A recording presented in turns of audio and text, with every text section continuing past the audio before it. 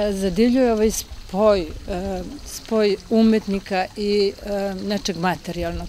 Znači, ono što su oni našli ovde, pretvorili su u nešto što će pokazati svetu, a ujedno i privući narod da dolazi ovde, da pokaže šta je to što Srbija ima od vrednosti arheoloških i kulturnih.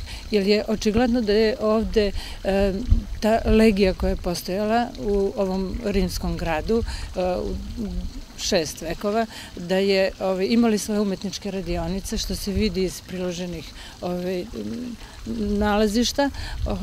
Jako je bitno da ljudi dođu i da vide da mi imamo jako veliku istoriju, vrednu, da tu može da se radi na tome, da se spoji sa ostalim muzejima, napraviti jednu prezentaciju države, iskoristiti to za prezentaciju države u svetu. Nadam se da će ovaj grad doživeti veliki uspeh i da će Srbiju konačno staviti na mesto koje mu pripada u kulturno-umetničkom događanjima svetskim.